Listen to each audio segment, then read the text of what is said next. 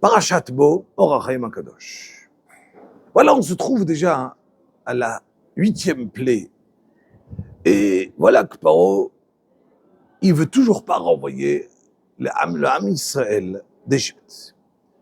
Et Moshe Rabbeinu et Aaron, ils viennent, et ils disent, attention, il y aura les Sotrel, Makata Arbe, la 8e.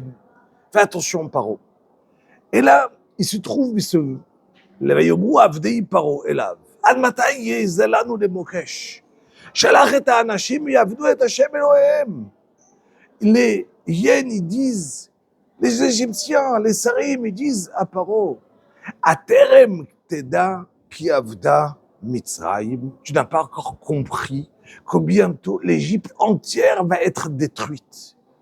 Vont dire les Égyptiens, ils disent à Paro, tu ne réalises pas ce qui est en train de se passer? Il y a un Dieu qui veut renvoyer son peuple et tu veux pas les libérer et l'Égypte est en train tout simplement d'être exterminée. Demande au HaChaim HaKadosh.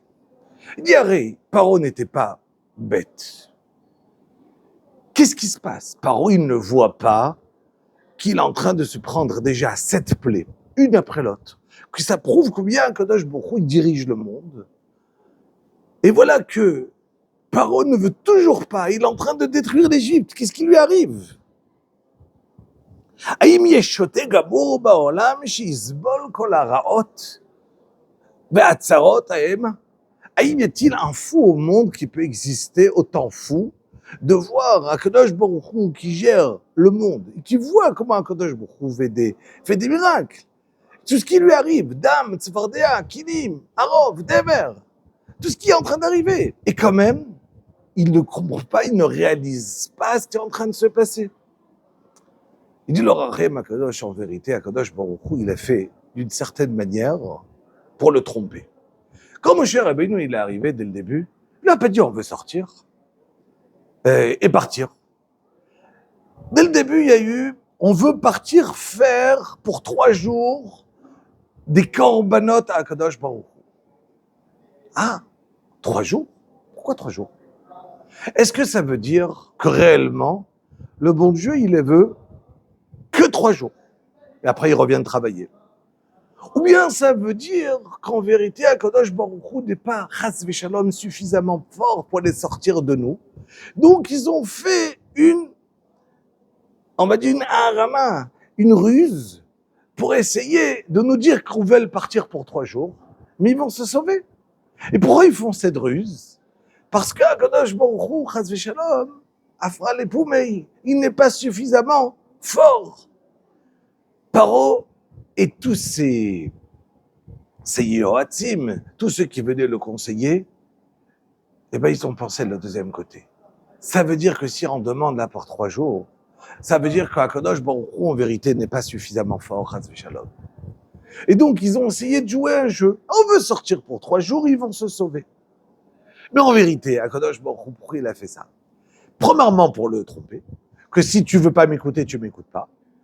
Deuxièmement, pour que, quand les Bnei Israël, il dit leur HaChaim HaKadosh, ils vont demander Klei Zahav ou Klei Kesef. Avant de partir, on a dit Akadosh Baruch Hu, il a promis à Abraham Avinu qu'on va sortir avec une grande richesse. Il dit leur HaChaim HaKadosh.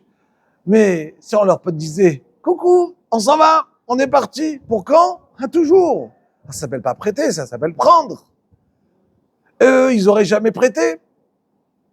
Donc, qu'est-ce qu'il a fait à Akadosh Baruch Hu? Il a dit, on va sortir au Bnei Israël, ils vont dire pour 3 jours. Ah, alors quoi, tu t'appelles un voleur? Non, avec 210 ans d'esclavage, il nous devait beaucoup plus que cela. Il dit, leur HaChaim HaKadosh. Du coup, leur prendre. Et encore une autre raison, qu'est-ce qui s'est passé? Quand eux, ils ont vu qu'on leur a pris autant d'argent, on leur a pris tout leur Klei Kesef, toute leur argenterie, tout leur coupe qu'ils avaient en or, tous leurs bijoux qu'ils avaient.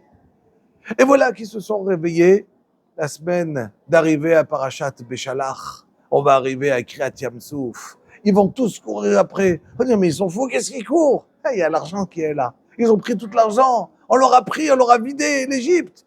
Alors on est parti avec les mains pleines. Du coup, ils se sont dit, Il faut absolument qu'on vienne, qu'on récupère cet argent. Donc il dit le Rachem Akadosh, en vérité, qu'on soit bien clair. Akadosh Baruch Hu, il leur a demandé 3 jours pour, en vérité, pour mettre un être humain. Quand il veut se tromper, il peut se tromper. Il aurait dû dire, Hachem, il veut 3 jours. Allez-y, prenez.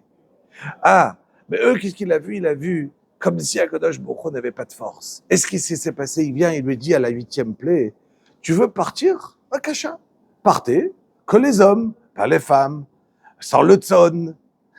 Et là, il a voulu voir est-ce qu'ils ont envie de se sauver. Et voilà comme M. Rabbeinu lui dit, on va tous partir, on va prendre même nos animaux, on va tout prendre. Je dis, ah, ça veut dire qu'en vérité, Akadosh Baruch Hu n'est pas suffisamment fort. Ils essayent de me rouler, et encore une fois, il s'est renforcé. Il s'est dit, non, je ne vais pas renvoyer. Donc, des fois, Akadosh Baruch Hu, il utilise en vérité les Rechaïm pour pouvoir agrandir son nom. Shid Gadal, Veit Kadash, Shmo, le Melech, Malchei, Melachim. Des fois, Akadosh Baruch Hu, il utilise l'être humain dans sa mauvaise prière, dans son mauvais libre arbitre qu'il va choisir lui-même afin d'agrandir son nom. Bezrat Hashem, on doit être mitbonen, prêter attention. Et Shid Gadal, Veit Kadash, le nom d'Akadosh Baruch Hu. Shabbat Shalom, Shavua Tov, Lekulam.